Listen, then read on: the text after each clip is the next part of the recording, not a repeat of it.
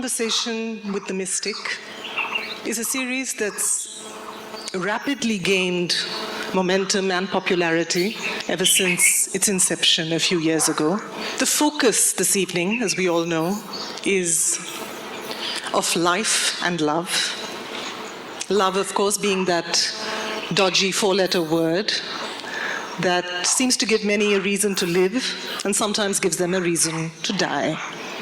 And then there's life, also a four-letter word, just as mystifying, just as enigmatic on occasion. And so we have our two speakers this evening who will be exploring these words, unpacking them, demystifying them. We have the magic of the movies, and we have the profound realm of the spiritual. Where does that magical meet the mystical? We'll find out. Good evening, everyone. Good evening, everyone. Nobody's saying anything. No, they're all here, but they're very silent. They're all waiting for it all to begin. And let me tell you, I have to confess, as I came on, before this I was quite relaxed, but as I've come onto the stage, my heart is beating really fast. So while Guruji was praying, I was saying to myself, I must be relaxed. This is the time. When I'm with my Guru, I must be relaxed. This is it. So yes, I will calmly begin by thanking you, Sadhguruji, for giving me this opportunity to be in conversation with you. Isha Foundation, thank you very much. I thought when we're talking about of love and life, heart beating is a good thing. Okay. Yes, it is a good thing. It shows I'm alive and in love and about to begin this conversation. And Sadhguruji, I want to say I have attended your inner engineering program. I have seen some DVDs, I have read your books, and everywhere there are your brilliant views on various issues. It could be from the making of a nation to the making of a toy car, from the running of a household to the running of parliament. You have brilliant views on every issue that one can ever question. Yet I know very little about you. And here's a brilliant mind with an, for lack of better words, I'd say out-of-the-box thinking. So different, so refreshing, so enlightening. I'm fascinated and I want to know about your life. And I'd like to know that, were you just born brilliant? Did it begin from that very moment? I was a normal birth, I didn't come in a box. My mother had a normal child. No, I'm from the movies and I can't help thinking, was it like it is in storybooks, that a venerable sage came to your home and when he looked at your mother he said, there is going to be born a guru, rejoice, he will lighten his own path and that of others. You also going like this? No, but was it like that, or how was it? How was your childhood?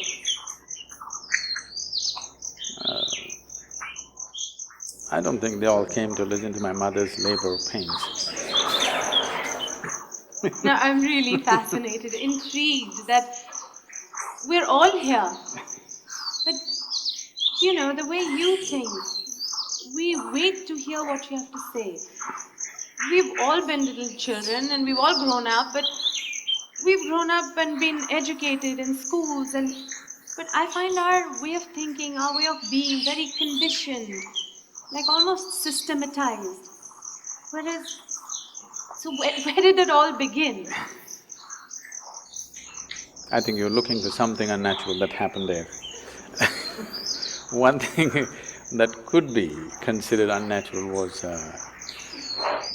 it seems I was a very delayed birth. My mother went to the hospital 3 times and came back and she gave up, that he's not coming. And when it actually happened, it happened at home. My father being a physician, that was not possible, she had to be in the hospital. 3 times she went and 3 times it didn't happen. They did everything possible and she gave up. so it happened at home. So that's the only reasonably unnatural thing, everything else was natural birth. I didn't come in a box and I refuse to be educated so what is… I mean, the question that you're asking is, do people grow up and blossom or are they brought up by somebody? You will see the general expression is, I was brought up in this place, I was brought up in that way. Especially in the West, you will see, I was brought up Christian, I was brought up Jewish. These are very common words. I think it's absolutely ridiculous and humiliating that a human being has to be brought up.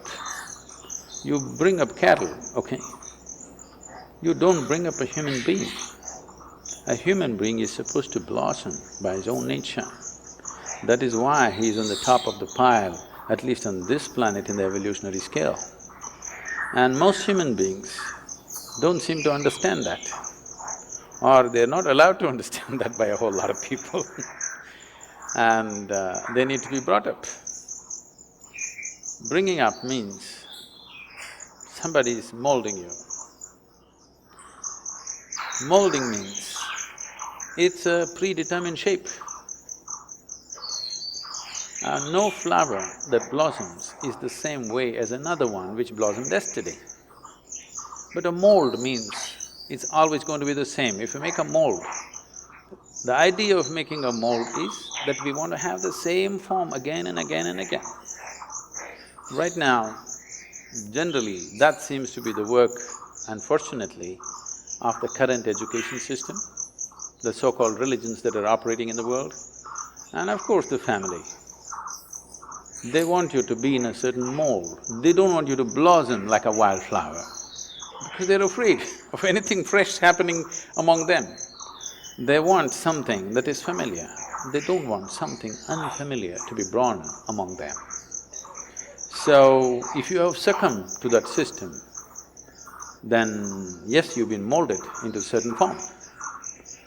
If you allow your humanity to blossom, then you will see you don't belong to any mold. This is the beauty of being human, that there is no a particular way to be. If you were a dog, you would be one way, if you were cattle, you would be one way, if you were a sheep, you would be another way, if you were a bird, you would be another way, a grasshopper another way. But to be human means there is no particular way. What is human is not defined, not described. It is just that. For every other creature on this planet, nature drew two lines. Within that, they have to play their game. For a human being, only the bottom line is drawn, there is no top line. But socially, people are trying to draw a top line for themselves. But nature has not drawn a top line for you, it's a limitless possibility.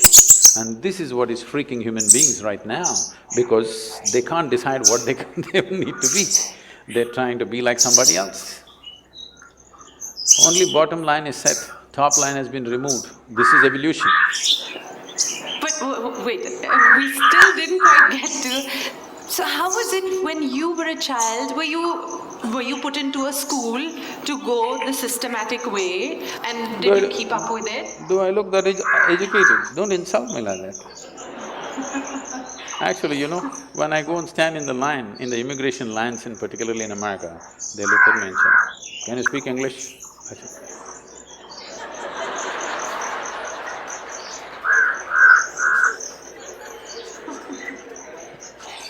because I have that uneducated look, it's not easy.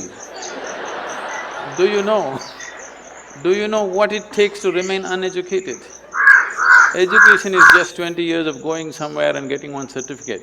To remain uneducated, it's very difficult. Because from the day you are born, your parents, every other adult, the school, the damn thing, everybody is trying to educate you about something that's not worked in their life.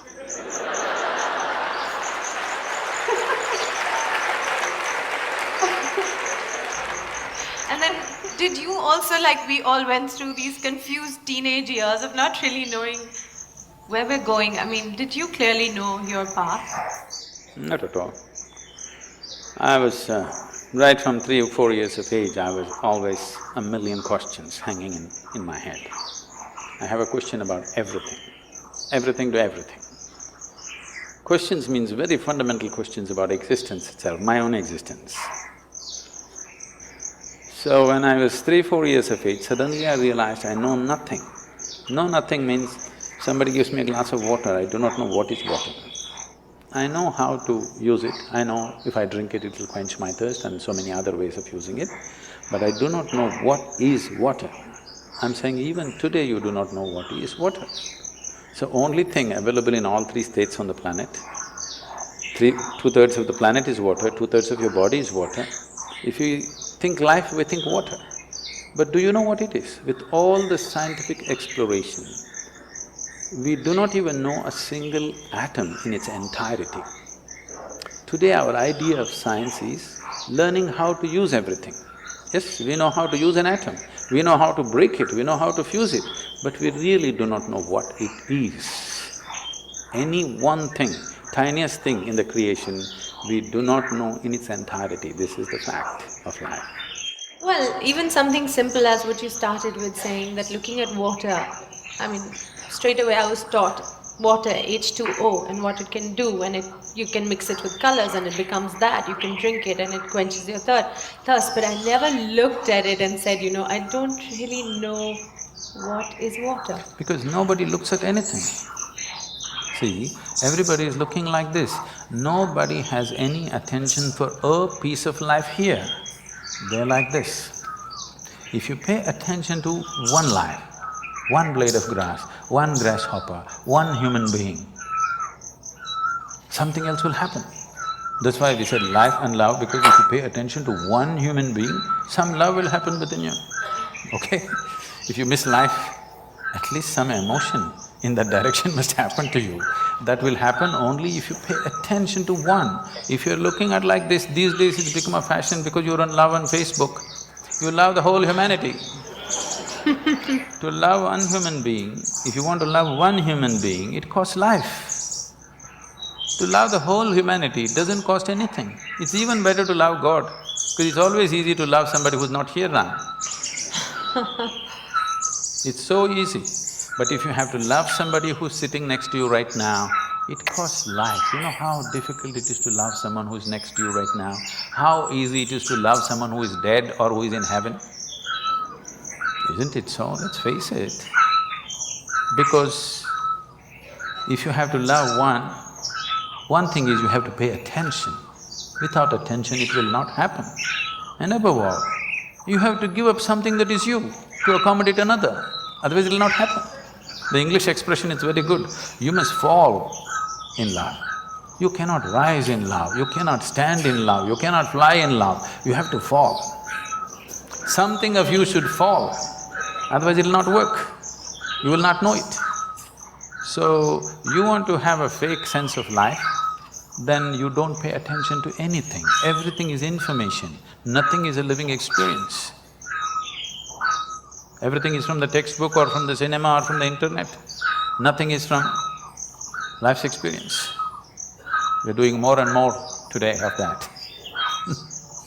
Sadhguruji, you just mentioned love, and today it is about life and love, and I would like to know, for us it is maybe love your family members, whoever it could be. Why I ask you this is because there's so many versions of this and I really want to get to it. Some teachers, some gurus, some guides will say, you can love, but you must be detached. You must love, but it cannot be conditional. It should be unconditional. And so there's versions of it. I just want to know. See, So, the simple way of make you keep coming back to me is to give you something that you cannot do. To give you a teaching which you can never do. You must love, but you must be detached. Now you have to keep coming back to me for consultation, endlessly. Sorry. I'm saying throw yourself into your love affair and die into it, something will happen. Something worthwhile will happen if you're willing to die into the process. Not just anything, whether it's your work or your life or your love or whatever, if you do not know how to throw your entire self into it, you will never know the taste of what it is. Love but be detached. Why do you want to love then? Only because you want to include somebody as a part of your life, part of yourself, that's why you love. No, I love but I am detached. This means you have to come back to consultation every day, it's like a psychiatrist's job. Every day you have to come and sit on the couch. You need treatment and there is a fee. So, okay, all right. So you can love and be attached. No, I didn't say that. Okay, I'm coming back for consultation, please. So what did you say? I only said, see, what is this need for love in a human being? You must understand, a human being constantly, a human being is longing to be something more than what they are right now. If this finds a simple, basic physical expression, we call this sexuality.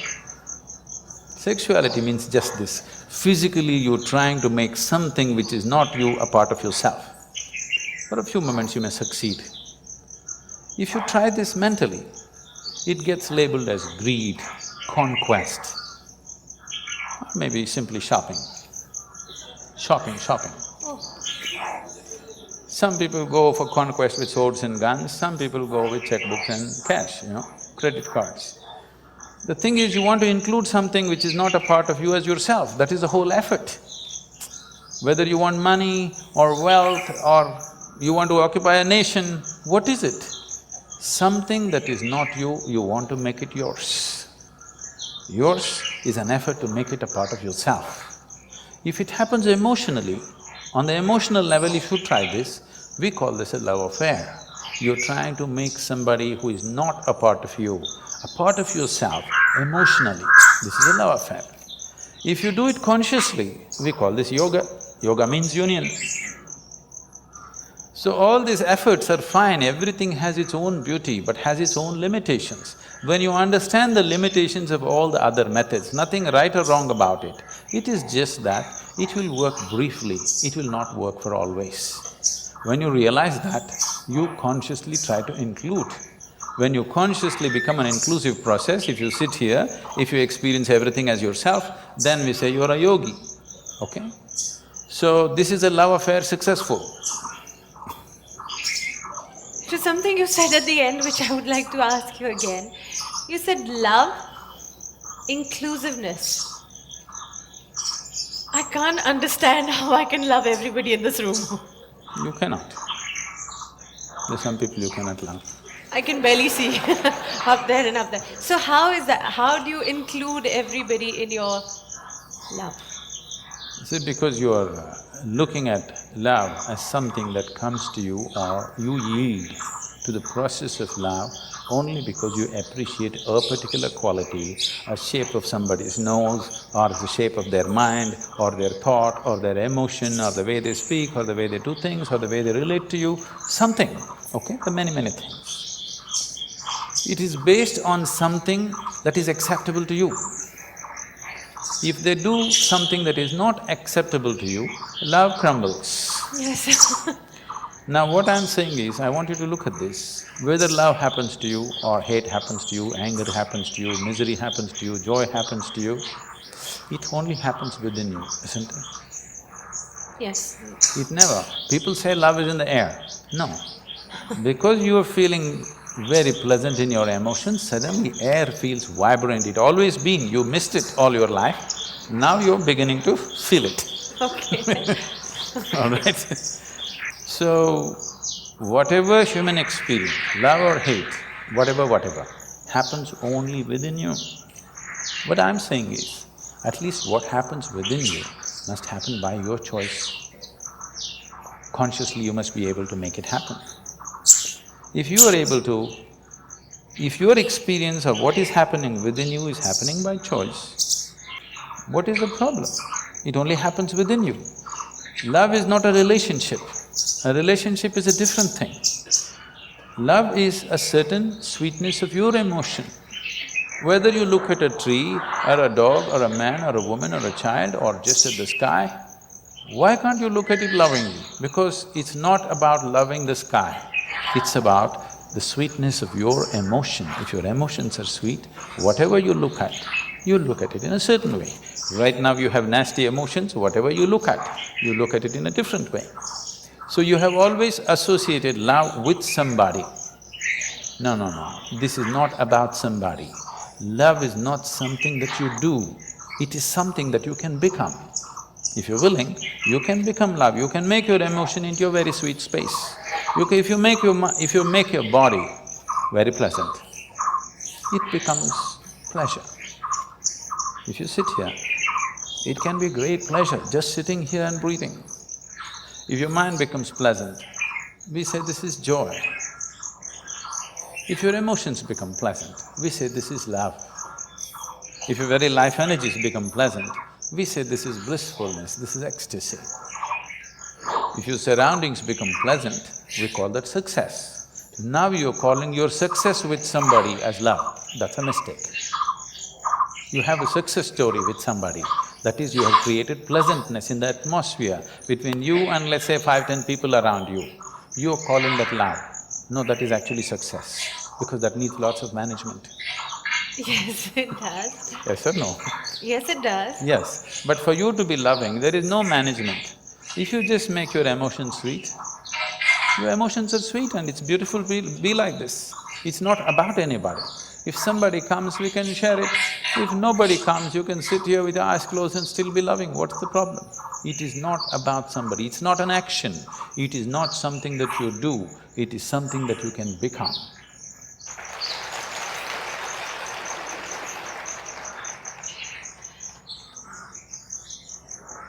It's a lovely, idyllic.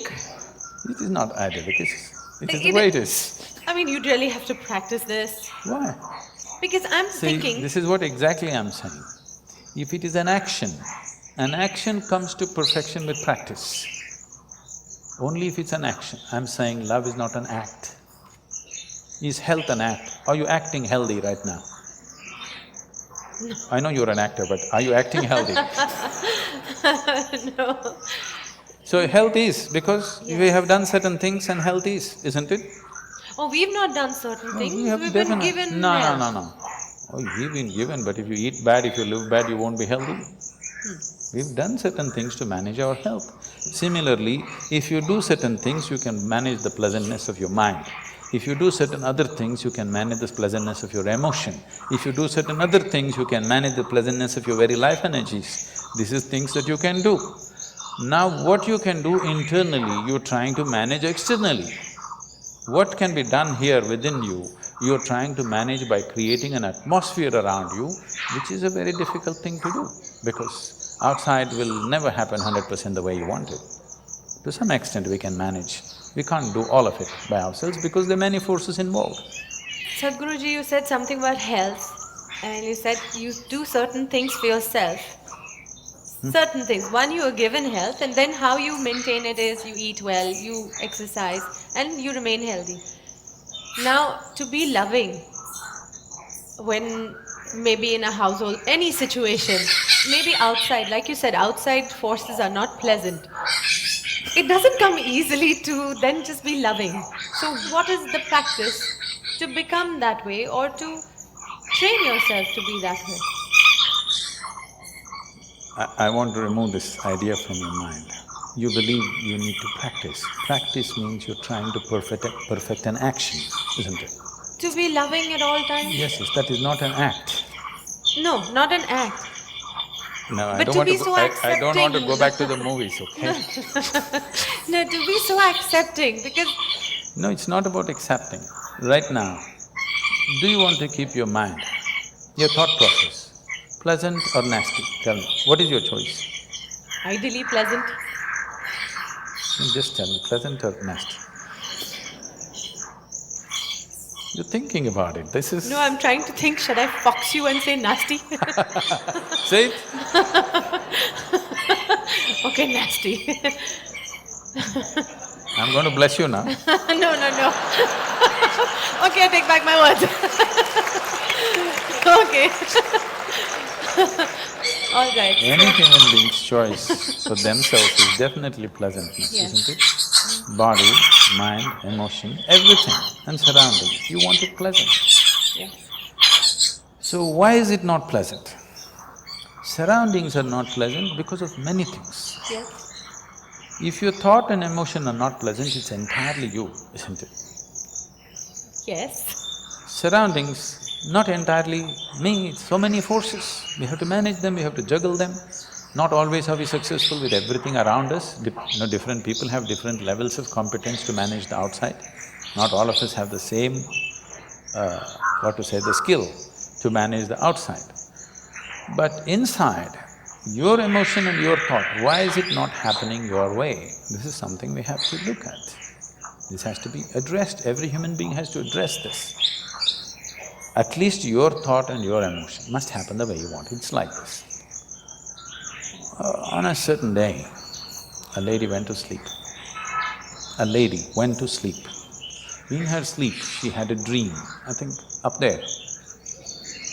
Oh, there are two strata of people. Nobody's asleep, right? So that I could pick on you, I'm just looking if I can see. She went to sleep up there and in her dream, she had a dream. In her dream, she saw a hunk of a man standing in that corner. And then he started coming closer and closer and closer. He came so close she could even feel his breath. She trembled, not in fear. And then she asked, "What will you do to me?" The man said, "Well, lady, it's your dream."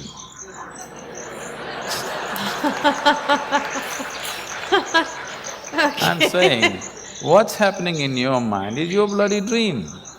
Now the problem with life is not that life is not happening the way you want it, even your dream is not happening the way you want it, that's the problem. I'm saying at least fix this, at least let the dream happen the way you want it. If you are dreaming the way you want right now, your thought and your emotion would be pleasant, isn't it? Yes, but well… Fixing the world is another thing, that's a different game. That needs lot of skill. This needs just willingness. Why we are continuously talking about joy, blissfulness, love is not because it's a goal by itself, these are not goals by itself. Only when you're pleasant by your own nature, you stop being in pursuit of happiness.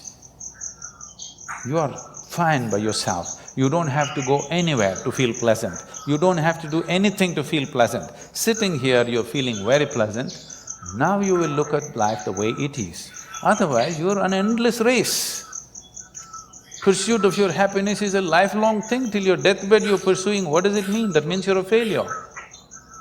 If you're pursuing happiness when you were 5, I can understand, but that was not the fact. When you were 5, you're simply happy by your own nature.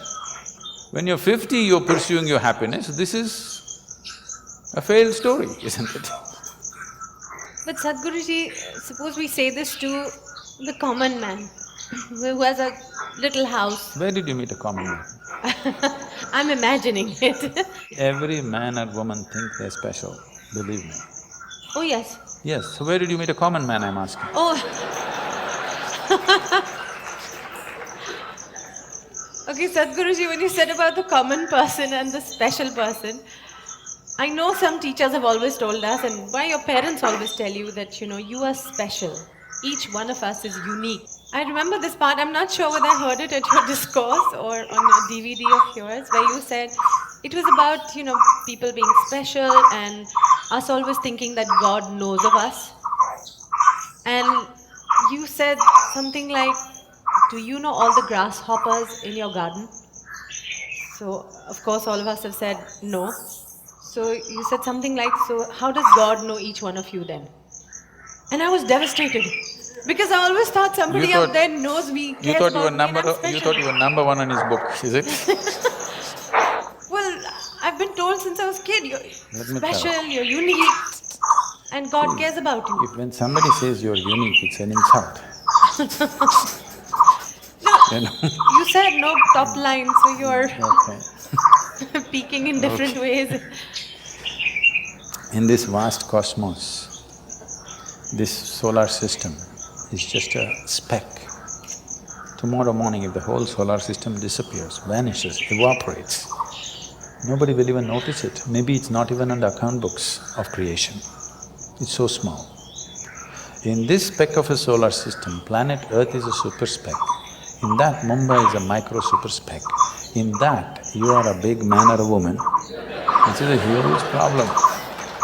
This is a very immense existential problem. This is because we have lost perspective as to who we are, what we are. Our psychological realities have become bigger than the cosmic reality. That is a big problem. It's time you step out of your cinema. I'm not talking about the Hindi cinema, I'm talking about the cinema that everybody is playing in their own minds. See, right now they darken this whole hall because it works best that way. This is the basic technology of a cinema. If you do not darken the cinema hall, if you light it up and play a nice cinema, it's not going to work. You have to darken it. So I'm saying a cinema of your mind because it's a dark space. Every thought is enlarged, playing out bigger than the cosmic space. Today, everything in the cosmos is happening perfectly well, but you have one nasty thought crawling in your head and it feels like a bad day, isn't it? Yes. So that's because your psychological realities, your petty creation has become larger than the Creator's creation. You lost perspective of life. That is the fundamental basis of all this confusion and suffering. If you see who you are, the microspeck that you are, you wouldn't imagine that God is made in your own image and He looks like you and whatever. Okay? If we were all buffaloes, we would definitely think God is a big buffalo. Okay, so what is it really? Please tell us please define it for us. What is it? What is going on? This life, this love, all these emotions that we go through in our lives, all these thoughts that we create for ourselves. What is going on? These are all human possibilities and capabilities. Every possibility becomes a problem for those who do not explore the possibility in its right perspective. Thought is a tremendous possibility. An ant cannot think like you. He can work better than you, he's more disciplined, he better traffic rules than you, there's no traffic jam out there, okay? But he cannot think like you. That sets us apart. This is a possibility. But now this possibility has become a problem for 90% of the humanity. Now they're freaking because they can think. And they're thinking all the wrong things, their thoughts have become nasty. If they were pleasant, they would have enjoyed their thought process. Because it's become nasty, it's becoming an ailment, isn't it? People are suffering their thoughts immensely because they do not know how to keep it pleasant, nothing has been done towards it. So what is a possibility always becomes a problem if you do not explore it in the right perspective. So your thought and emotion has become a problem. Now love affair is a problem, you're making all kinds of things out of it, which are all coming from this misunderstanding. Not understanding this thought and emotion is generated by me, I can generate it whichever way I want. If nastiness is what you like, you do it. I don't care if that's what you like, but you're suffering it. If you're suffering it, you shouldn't be doing it. I'm not telling you be loving. What is your choice, pleasantness or unpleasantness? If unpleasantness is your choice, you enjoy it, do it, what is my problem? You want to drink poison, what is my problem? I'm just telling you, this is poison, this is this. Drink whatever you want, but by choice. Don't drink unconsciously, that's stupid. That is not befitting of a human being. A human being means we are far more conscious than every other creature on this planet. That's what sets us apart. Every creature eats, but we can eat consciously. So our eating becomes so many things. Every creature has sexual drives, they go and fulfill it whichever way. We can do it consciously, so we become something. We are doing the same things, but we are doing it consciously. Suddenly there is a magic about it, not because sex is magic, food is magic, no. Because we can do it consciously. Every basic act like eating and copulating becomes magical because we can do it consciously. If you leave that one thing, if you exclude that one thing from your life, that you're not conscious about the way you think, the way you feel, the way you act, the way you move your body, if you're not conscious about it, everything can turn ugly, everything can become nasty. So it is this which sets you apart from every other creature. So, A dog is walking on the street, if you show it a biscuit, it'll wag its tail. If you do this, grrr, it'll do. If this is what you are, that if somebody is nice to you, you'll wag your whatever, if somebody is not nice to you, you will bite them. I'm saying where is evolution in you? Forget about civilization, I'm talking about evolution. Where is the evolution? Where is the sign of evolution, I'm asking? Okay, Sadhguruji, let's go to… I've seen people copying answers in examination, but never Yeah, I've questions. got questions. Well… today many women in our modern society are stepping out and having a career.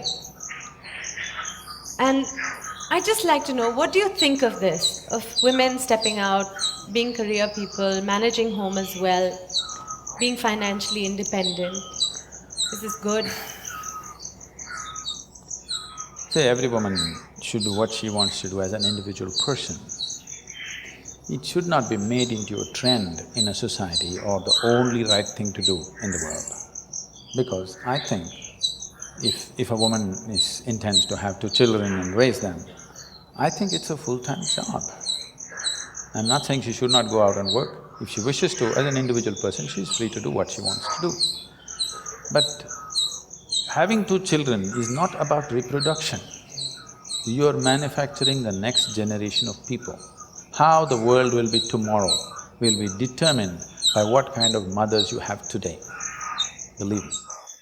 You know, I've seen many ladies coming to me and say, when I ask, what are you doing? Oh, I'm just a housewife. I said, why do you say you're just a housewife? You don't seem to understand the significance of, being able to nurture 2 or 3 new lives. It's not a not important job. It's a very important job.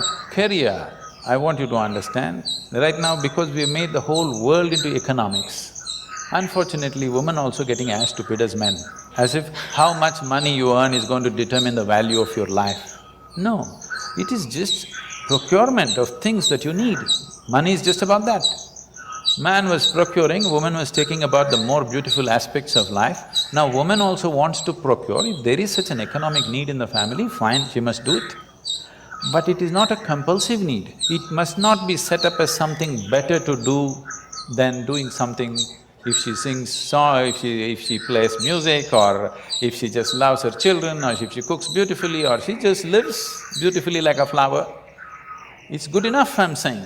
It is not necessary that only if she earns this much money, she is doing something valuable, otherwise she's not. If there is an economic need, she can do it, or if she has a passion for doing it, she can do it. But let not such values be set up in the world because you are not evolving, you're regressing. You are making survival more important than aesthetics of life.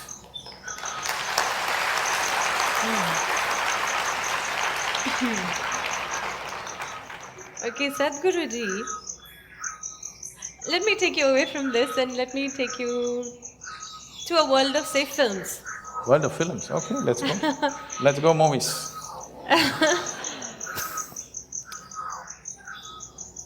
Years ago, when films started and, through the 60s, 70s, there were lovely stories, nice values, beautiful music, lyrics.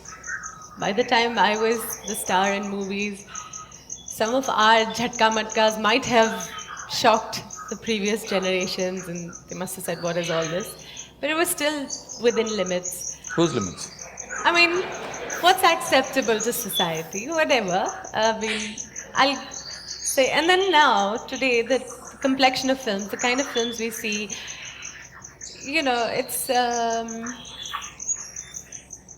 it's little clothes, it's live-in relationships are, up there on screen for everybody to see, and nightclub culture. I mean, it sometimes worries me that my children are growing up now, this is what they're seeing, these are the kind of songs that they're listening to.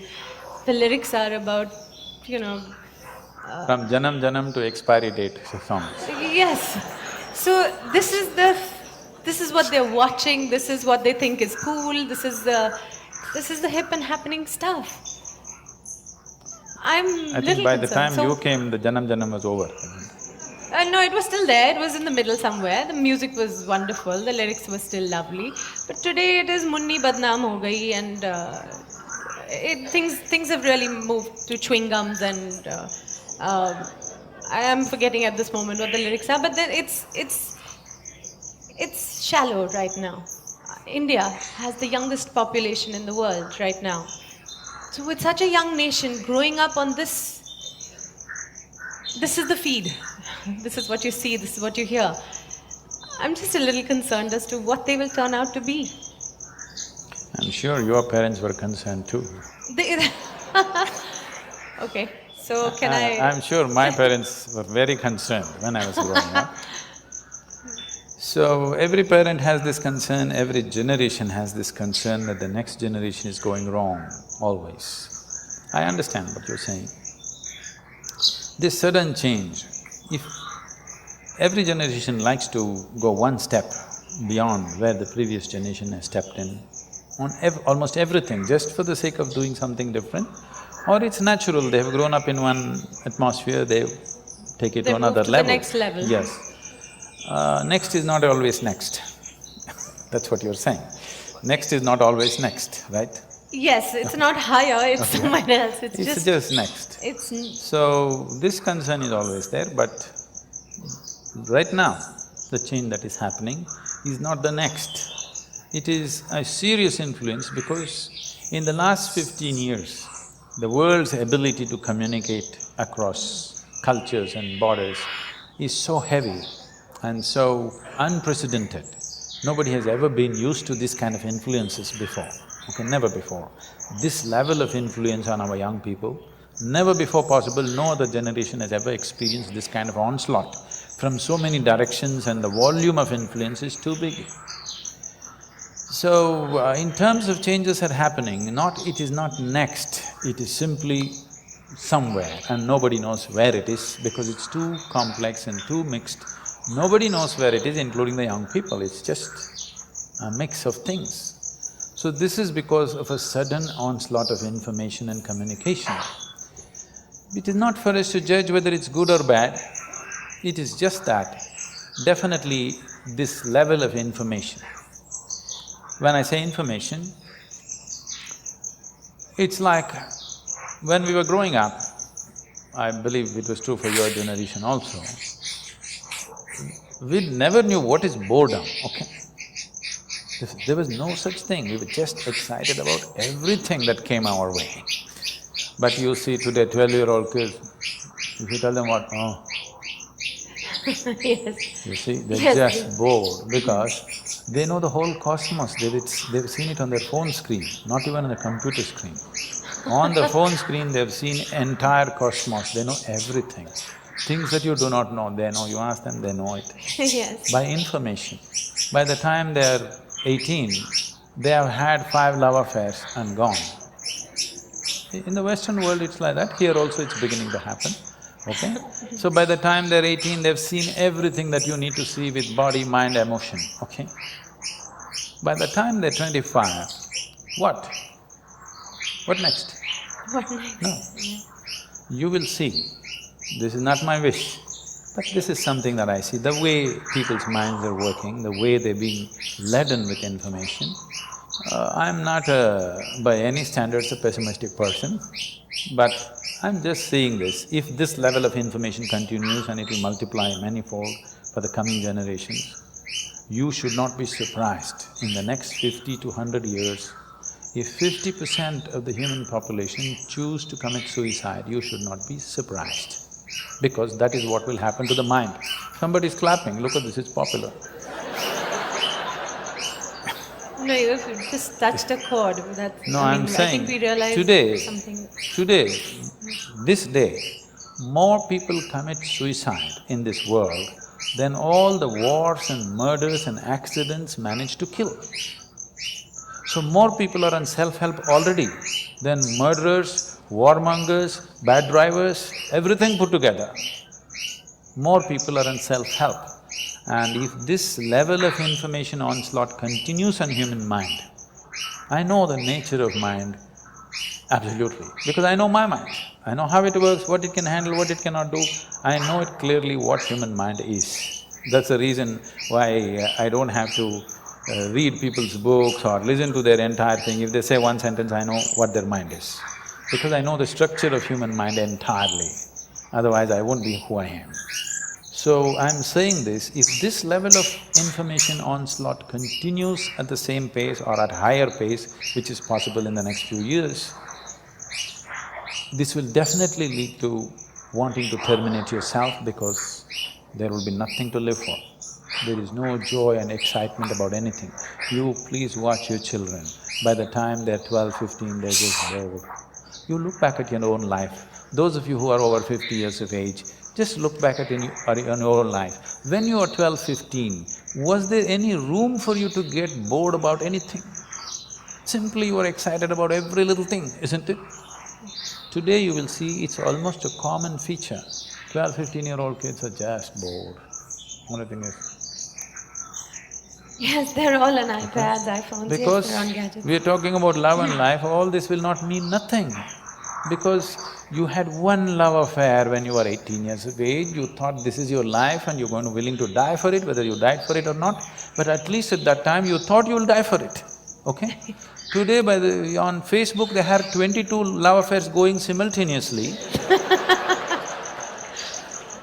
It just means nothing.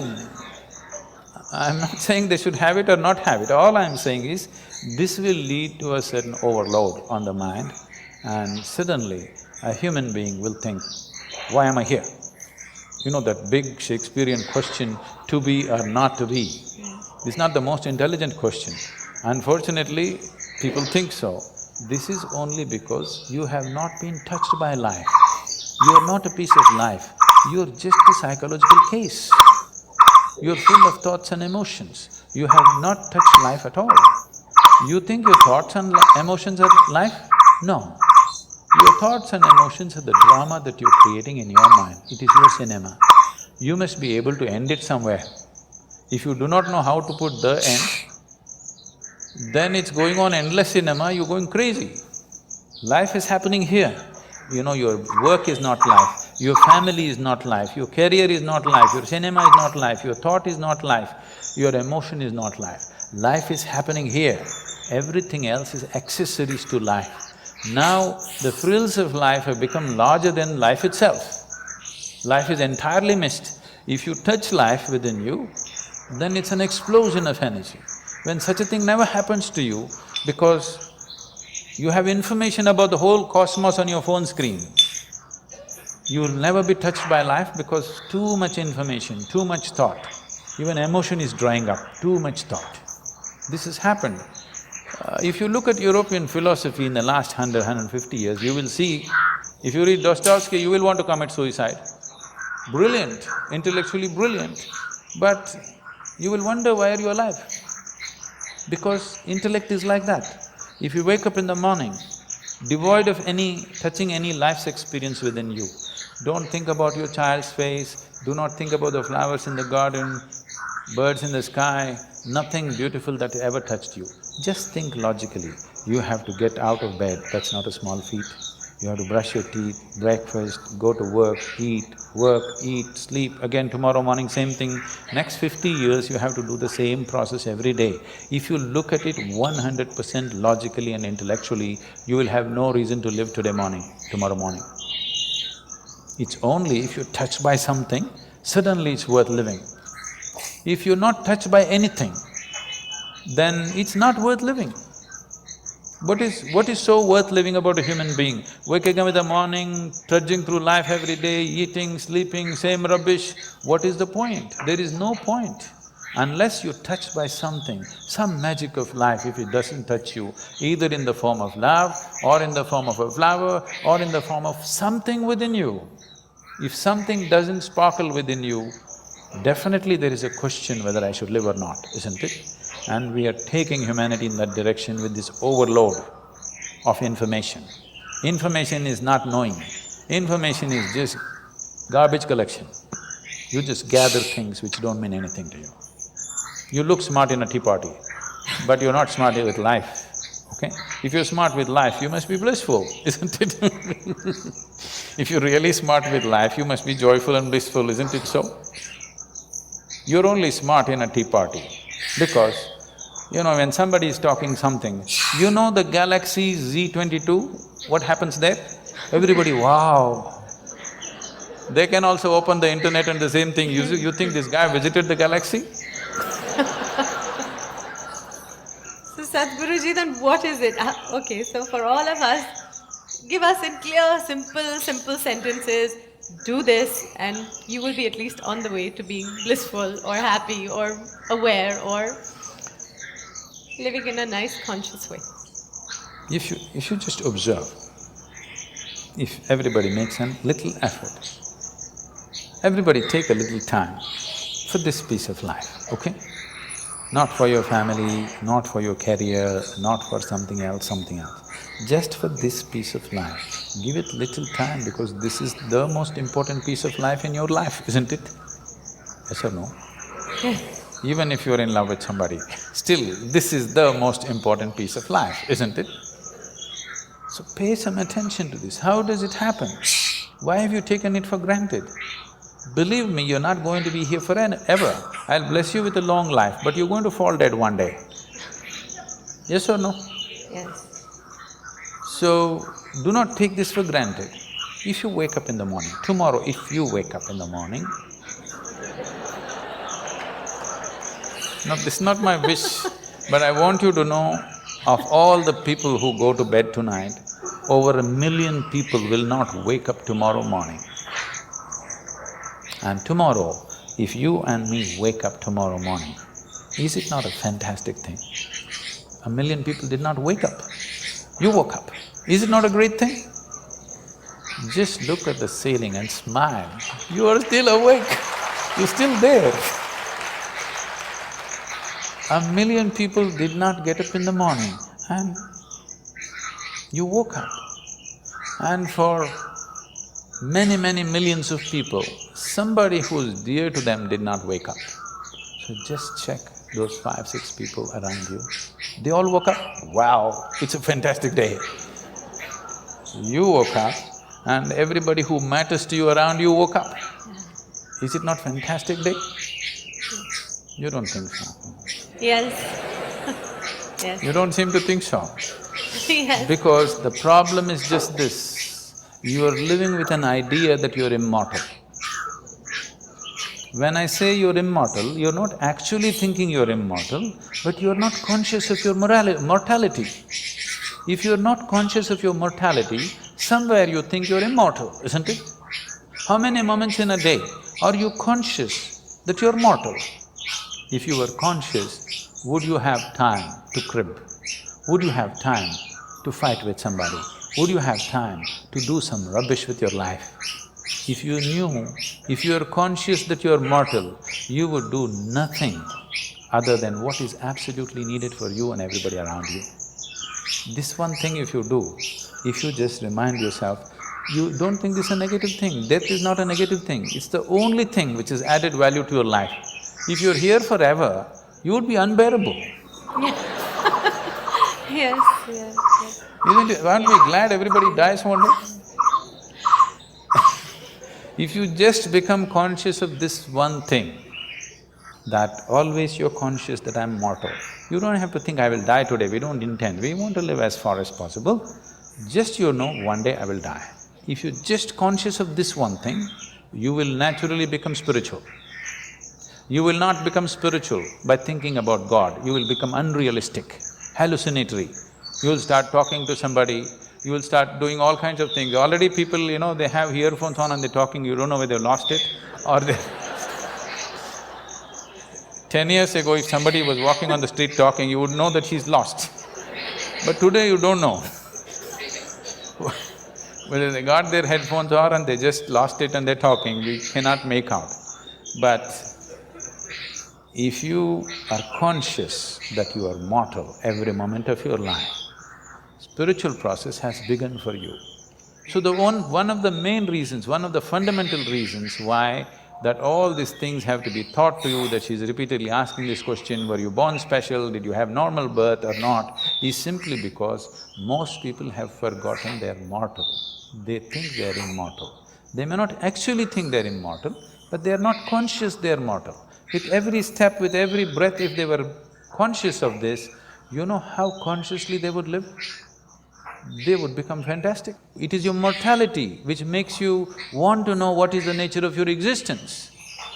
You really want to know where you came from, where you will go. Only when it sinks into you, all this drama, poof, one day it will end. But right now you think only others appear in obituary columns, you are only going to read it.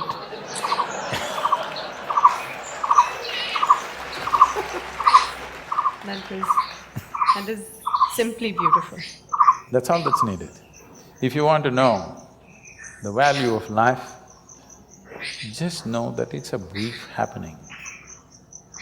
The time that you spend here as life, it's a very relative experience. If you're truly joyful and ecstatic, it's horribly brief, believe me. I feel like I was born day before yesterday, see already how I've become, okay? Yes. But on a particular day, if you're depressed or miserable, It seems one day seems like an endless thing. So, only miserable people have a long life. If you're a joyful, ecstatic person, life is always brief. If you live to be 100, it's still very brief for what possibilities a human being carries. For the immensity of what a human being is, it's too brief a life. If you're given 100 years, 200 years, it's still too brief, because before you know what's happening, before you explore a few dimensions of life, it'll be over.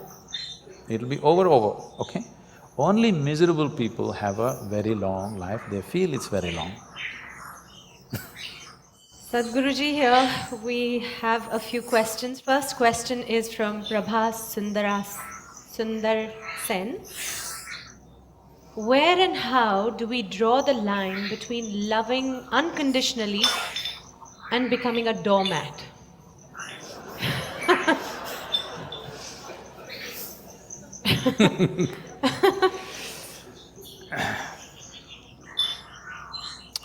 See, we need to understand this. What's being right now passed around as love is generally a mutual benefit scheme. You give me this, I'll give you that. If you don't give me that, I don't give you this. This is not said, but it's done. It's done, isn't it? It's not said. So, human beings have physical, psychological, emotional, economic, social and various other kinds of needs. To fulfill these things, when you say, I love you, instead of making these things ugly needs that we have to, ugly transactions that we have to do, you give me this, you give me that, to bring some aesthetic and beauty to this transaction, we coat it with a certain amount of sweetness of emotion, which we call as love affair, where the transactions happen more smoothly, because once we are human, somehow doing basic transactions in a basic way makes us feel ugly. If you take food with both your hands and eat it, it's ugly, isn't it? We want to eat in a certain way. Similarly, to fulfill our physical needs, emotional needs, economic needs, we have arrangements where we can conduct this in a more aesthetic manner. I'm not saying it's right or wrong, this is the fact of life. So this level of love, I call this is enough to fulfill the domestic needs of one's, for two people to live together, to fulfill their needs, to produce children, to raise them. Domestic level of love affair people can have. But if people want to have a love affair which will bring them to an ultimate union, then not many people are competent to do that. Not many people are ready to have that kind of a love affair where it'll make two lives into one. Two becomes actually one in experience. That will need something more. Most people are competent of using love to fulfill the domestic needs. But to go beyond that, they are not ready. And when I say they're not ready either, I'm not talking about this person or that person. So when one is ready and another is not ready, or one is making an effort and another doesn't have the effort, then it feels like somebody is becoming a doormat. That is what it is, that it feels like they're being exploited. But above all, one who is longing to use love as a way of ultimate union should not be bothered about being doormat, this and that. In India, we have a culture where by choice, people name themselves as slaves. You know, Ram Das, Krishna Das, this Das, that Das. What is it? They're openly saying, I'm a slave, I'm a doormat, I want to be a doormat. They're not saying, I'm afraid I'll be used as a doormat, they're saying, I want to be a doormat. So this is a kind of love that they are wanting to use for ultimate union. This is not for domestic purposes. So if you're looking for ultimate union, then love is a different affair. If you're looking for conducting of domestic affairs, then you must manage dignity, who gets what. If anybody is using more than what they should, then if you don't give me that, I don't give you this, okay? Otherwise, if you're looking for ultimate union, you should not think of all these things, that's a different affair. That's not much social thing. If you fall in love itself, you become vulnerable to somebody. Yes. Without becoming vulnerable, there is no love affair. You have to fall. When you fall, somebody may raise you or somebody may walk over you. Yes. But the thing is, the experience of your life is beautiful because you fell, not because they raised you, not because they walked over you, because you could actually have the sense of abandoning you to fall. That was the beauty of your love affair, not what they gave you, what they did to you, this no. The beauty was you sat alone and you think you really love this person so much you're willing to die. That was the most beautiful moment. Not the moment they gave you a big gift, not the moment they gave you a diamond ring, not the moment they said this and that about you, no. You just sat here and you're willing to die. That was the moment. Not just a doormat, you're willing to be the dust on their feet, okay? I'm not saying you should be like that. I'm saying where love transformed itself into devotion. If you fall in love itself, you become very vulnerable, but there are still some shreds of sanity in love affairs that you can recover. But if you become a devotee, there is no sanity left and you cannot recover. So before you tread such a land, you must see whether you're for it or not. What are your goals first of all? If your goal is to make a life, a cautioned, a very measured love affair is good. But your thing is, you want to dissolve into the process of life, you don't want to have a good life, you're not planning to have a good life, you just want to become an explosion of life, you don't care what you get and what you don't get, then you become a devotee. Devotion means it's your intention to dissolve into your object of devotion. So a devotee is not expecting whether I'll become a doormat or a crown on somebody's head. Whatever I become, as long as I can touch your feet or head or whatever, it's fine with me. So that's a different state of existence. I don't think somebody who's looking for domestic level of love affair should even ask that question.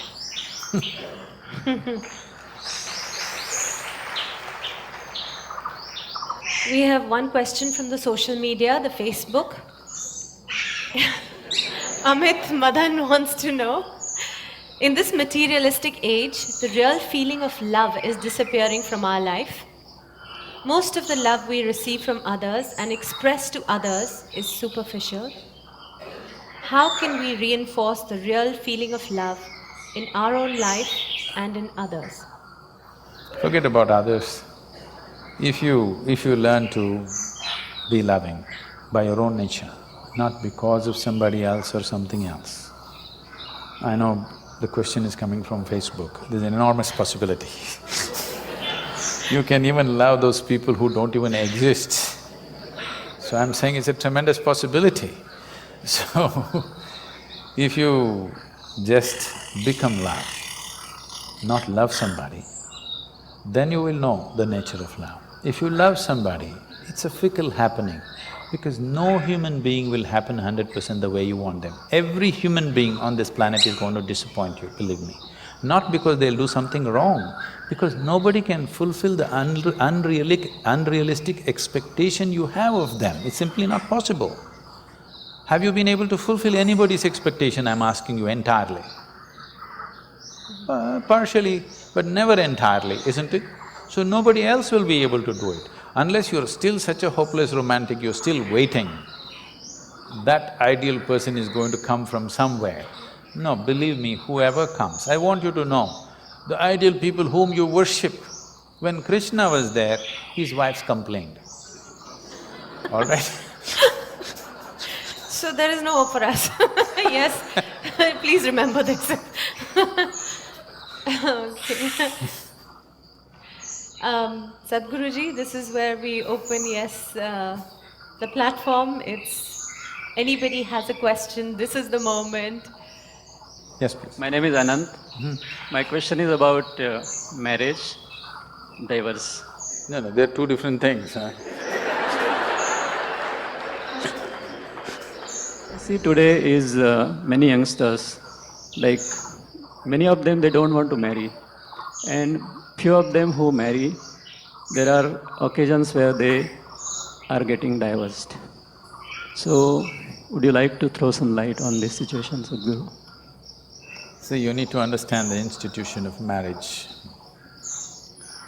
One thing is, as we said a little while ago, it's about bringing a certain sanctity to the simple basic needs that every human being has. I will repeat, there are physical needs, there are psychological needs, there are economic needs, emotional needs, social needs, variety of needs. To fulfill all these things, we set up an institution called marriage where all this can be conducted in a sensible manner. Otherwise, if we did it on the streets like every other creature, it would turn ugly for us and we will feel not good about it. So to bring some sense of organization, some aesthetic, some stability, because man and woman coming together naturally brought fresh life. The nature of human life, the nature of human offspring is such that because of the possibilities that a human being carries, it is, compared to any other creature, it is the most helpless life, which needs maximum amount of support. You could leave a puppy on the street, as long as he gets food, he grows up into a good dog, no problem. But not so with a human being, he doesn't need just physical support, he needs variety of support and above all, a stable situation. Whether there should be marriage in society or not, one will debate when they are 18 because physical body is asking for freedom, all right? At that time, everybody questions, is marriage really needed? Why can't we just live whichever way we want? But when you're 3 years of age, you valued marriage immensely, a stable marriage immensely, isn't it so? Yes, sir? Yes. Not yours, your parents. Your parents, yes. When you're 3-4 years of age, you're 100% for marriage. Again, when you become 45-50, you're 100% for marriage. Between 18 and 35, you're questioning the whole process. Okay? That's true. I'm not saying marriage is the thing, but do you have a better alternative? If you have a better alternative, damn the marriage. But you have not come up with a better alternative, because a stable situation is a must for a child. Once you have a child, it's a 20-year project, Yes. okay? That is if they do well. If they don't do well, it's a lifelong project.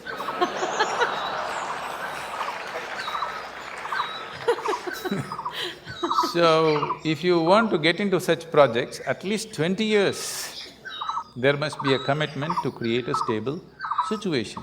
Your whims and fancies will change, your emotions will change. If that is what it is, don't get into such situations. It's not compulsory for everybody to get married. It's good, young people, you're saying people are thinking whether to get married, and I'm glad. It is not necessary for everybody. But if you get into it and especially if you get into children, you must understand it's a minimum 20-year project, whether you like it or you don't like it. Otherwise, you shouldn't get into those projects. You don't walk into a project, drop it halfway and walk away, isn't it? They have their benefits and they have their problems. It's your choice, but at least choose consciously. You don't have to get married because everybody is getting married. You don't have to talk about marriage and divorce in the same breath as if they come together. This is a completely an American idea. You're thinking of marriage and divorce together. Nobody thought of divorce in this country till recently, isn't it? Why should you ever talk about marriage and divorce in one breath? It's a crime. It's really a crime to think on those lines. But if it so happens, something truly went wrong between two people and they have to separate, that will anyway inevitably happen. You don't have to plan it at the time of wedding. Namaskaram, Sadhguru. Okay. Namaskaram, Juhi ma'am. You mentioned about survival and you talked about aesthetics of life. I would request you to elaborate on aesthetics of life. And my second question is from my friend. I don't know whether you will answer it or not, but I just want to mention it over here because she has requested me to do so. Her question is, what is the purpose of this universe? Tell your friend I didn't make it. Thank you so much. Why am I being blamed for these things? The only thing I have done is, I have figured the nature of my life. And by figuring the nature of this life, I know by inference, every life has happened the same way. Not just every life, the very cosmos has happened the same way. If you know the nature of this life from its origin to its ultimate, you know the nature of everything by inference, everything that's worth knowing. So tell your friend, I didn't make this universe, so don't blame me for such big things. I just figured my way through my life. And if you figure it, you will see the most important thing that's happening in your life right now is that you're alive. Nothing else. Not that stocks have gone up today, that's not the most important thing. Not your love affair, not this and that. If you don't understand what I'm saying, suppose tomorrow you lost… I'm not saying you must wish, I'm not wishing you must lose, but suppose tomorrow you lost half your money and you're feeling depressed and your mind says, I want to die. Close your mouth, hold your nose like this for 2 minutes. Your body says, to hell with your money, I want to live.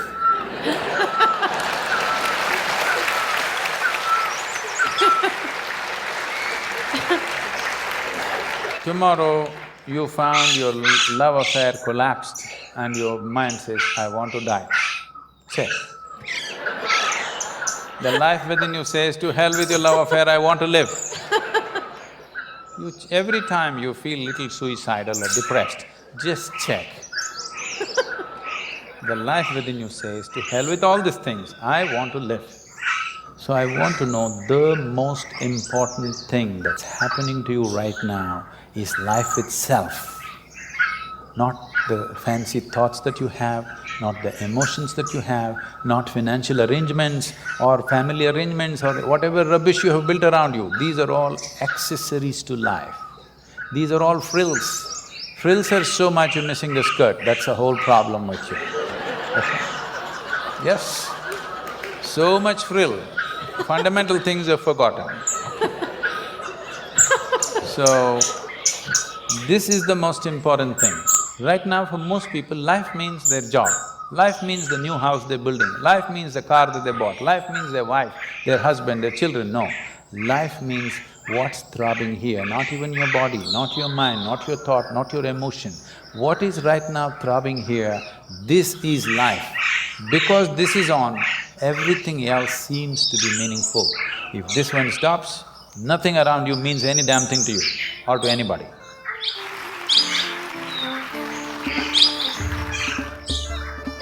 I liked what Sadhguruji today, what he was explaining, that this blissfulness, this happiness, whatever it is not outside of you and it is there with you. If you at every moment remember that you are here only for this brief time, wouldn't you do the best every moment? Wouldn't you love everybody that moment? Wouldn't you do all the things that you love or you value every moment of your life?